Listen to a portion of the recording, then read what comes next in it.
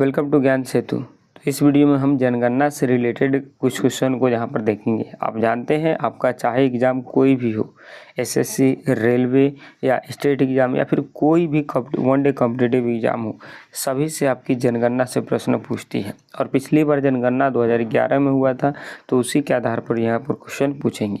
तो आइए हम इस जनगणना से जितनी भी क्वेश्चन बन सकती है उन सारे को इस वीडियो में कवर कर लेंगे।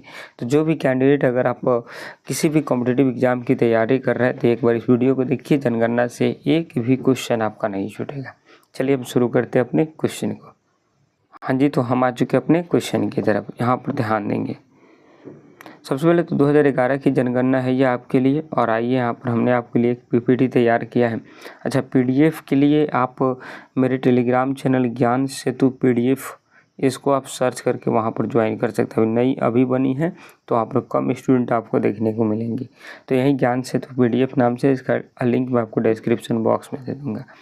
आइए पहला क्वेश्चन चलते हैं। पूछ रहा है कि 2011 की जनगणना का आदर्श वाक्य मोटो क्या था। तो 2011 की जो जनगणना थी उसका आदर्श जो मोटो था, हमारी जनगणना हमारा गौरव, यानी ऑप्शन ए इसकी राइट आंसर होगी। अब आइए कुछ इंपॉर्टेंट फैक्ट के बारे में बात करते हैं। तो 2011 की जनगणना का नारा था आवर सेंसस आवर फ्यूचर, और उस समय भारत की जनगणना आयुक्त जो थे वो सी चंद्रमौली थे। कौन थे? सी चंद्रमौली। तो 2011 की जनगणना का आदर्श वाक्य हमारी जनगणना हमारा गौरव, और इस समय जनगणना आयुक्त सी चंद्रमौली। आई होप आपको ये क्लियर हो गया। नेक्स्ट हमारा है कि 2011 की जनगणना के अनुसार भारत की कुल जनसंख्या कितनी थी। तो 2011 की जनगणना के अनुसार कुल हमारी जनसंख्या 121.08 करोड़ थी हमारी जनसंख्या। और वहीं बात करते हैं तो भारत की जनसंख्या विश्व की कुल जनसंख्या का 17.5% है। आई होप आपको ये क्लियर हो गया। और कुछ टोटल क्षेत्रफल की बात करते हैं तो 2.4% क्षेत्रफल भी आप ध्यान में रखेंगे, और जनसंख्या 17.5% है। आएंगे नेक्स्ट। 2011 की जनगणना के अनुसार भारत का सबसे अधिक जनसंख्या वाला राज्य कौन है। तो 2011 की जनगणना के अनुसार भारत की सबसे अधिक जनसंख्या वाला राज्य है उत्तर प्रदेश। कौन सा? उत्तर प्रदेश। और सेकेंड पर ही महाराष्ट्र आती है, तो इसका राइट आंसर होगा ऑप्शन डी। और उत्तर प्रदेश की जनसंख्या 20 करोड़ थी, जो कि ब्राज़ील की जनसंख्या के लगभग बराबर थी इस समय। आएंगे नेक्स्ट क्वेश्चन की तरफ। हाँ जी, नेक्स्ट क्वेश्चन है भारत का सबसे कम जनसंख्या वाला राज्य कौन सा है। तो सबसे ज़्यादा जनसंख्या उत्तर प्रदेश, और सबसे कम जनसंख्या वाला राज्य हमारा सिक्किम। कौन सा? सिक्किम। और सिक्किम की जनसंख्या मात्र 6.1 लाख है। ठीक, 1 लाख थी 2011 की जनगणना के अनुसार। आएंगे नेक्स्ट क्वेश्चन की तरफ। नेक्स्ट क्वेश्चन है हमारा कि 2011 की जनगणना के अनुसार भारत का जनसंख्या घनत्व कितना है।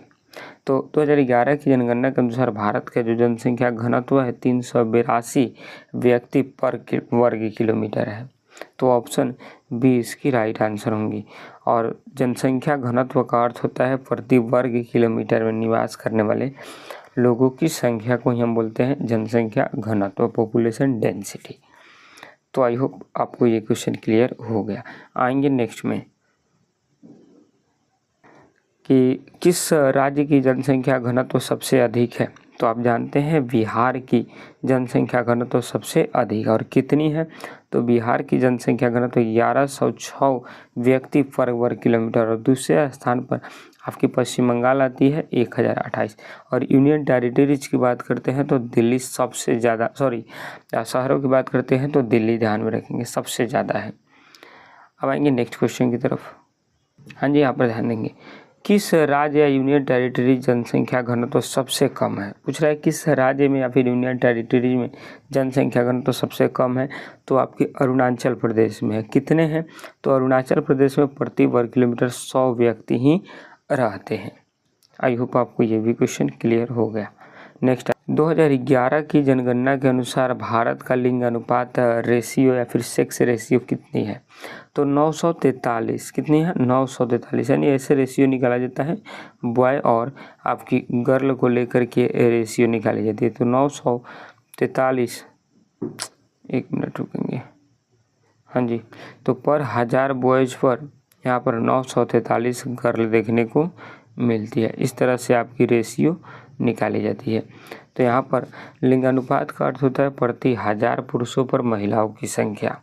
2001 में यह 933 था और वहीं 2011 में 943 हो गया। आएंगे नेक्स्ट क्वेश्चन के ऊपर। भारत के किस राज्य में लिंग अनुपात सबसे अधिक है? तो भारत में किस राज्य में? तो केरल में लिंग अनुपात सबसे अधिक है। कहाँ पर है? केरल में लिंग अनुपात सबसे अधिक है और केरल का लिंग अनुपात लगभग 1084 है। कितना है? 1084, जो भारत में सर्वाधिक है। आएंगे नेक्स्ट।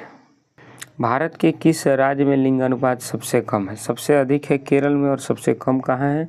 तो सबसे कम है हरियाणा में। कहाँ है सबसे कम? हरियाणा में। हरियाणा का लिंग अनुपात सबसे कम 879 ही दर्ज किया, यानी बॉय और गर्ल की अगर रेशियो की बात करते हैं तो 1000 बॉयज़ पर मात्र आपकी 879 ही गर्ल यहाँ पर देखने को मौजूद है। आएंगे नेक्स्ट क्वेश्चन की तरफ। 2011 की जनगणना के अनुसार भारत की कुल साक्षरता दर कितनी है?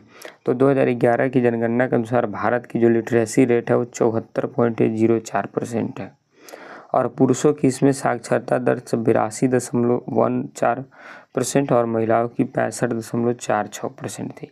ध्यान में रखेंगे। आएंगे नेक्स्ट क्वेश्चन।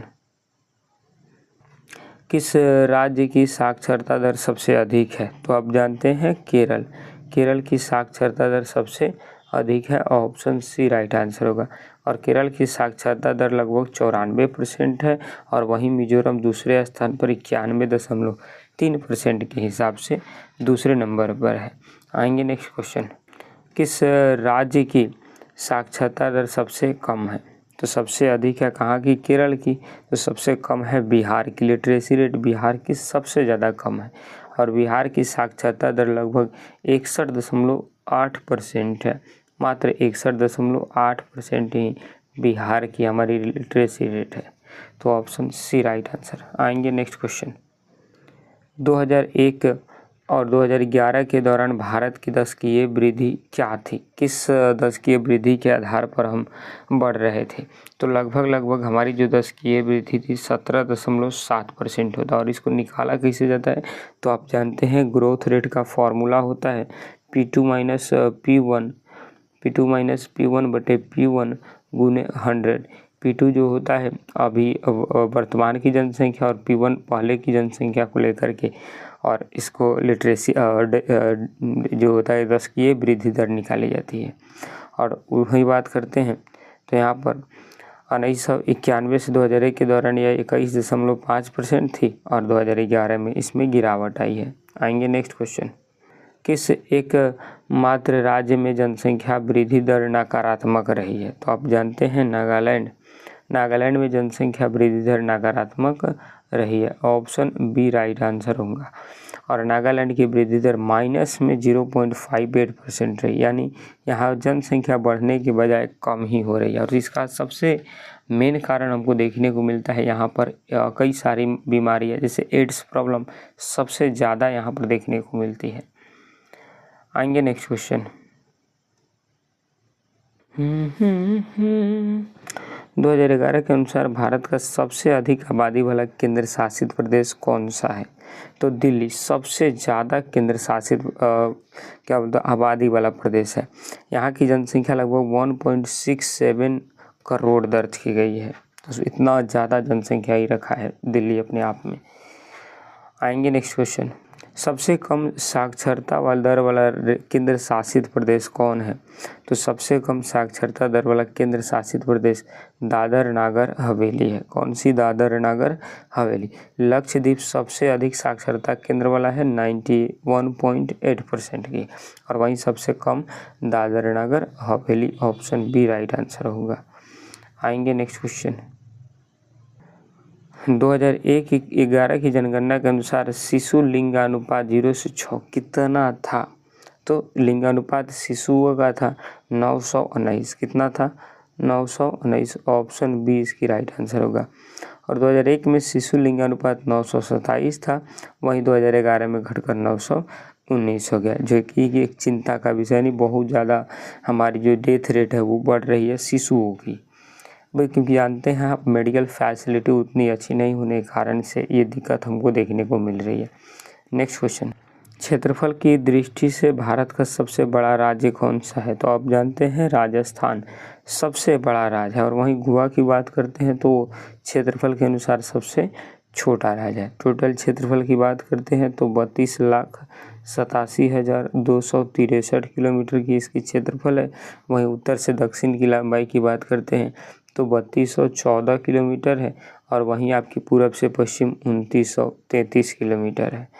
तो ध्यान में रखेंगे इतना को। क्षेत्रफल में राजस्थान नंबर 1 पर है, जबकि उत्तर प्रदेश जनसंख्या में नंबर 1 पर है। नेक्स्ट क्वेश्चन, और आज की हमारी लास्ट क्वेश्चन है, भारत में पहली बार जनगणना कब हुई थी? तो भारत में पहली बार जनगणना 1882 में लॉर्ड मेयो के समय हुई थी, परंतु यह जनगणना सफल नहीं हुई थी। परंतु अगली बार जो सफल जनगणना हुई थी वो 1881 में हुआ था, लॉर्ड रिपन के समय में। किसके समय में? लॉर्ड रिपन के समय में। तो इन चीज़ों को आप ध्यान में रखेंगे। आंसर आपका ऑप्शन ए होगा।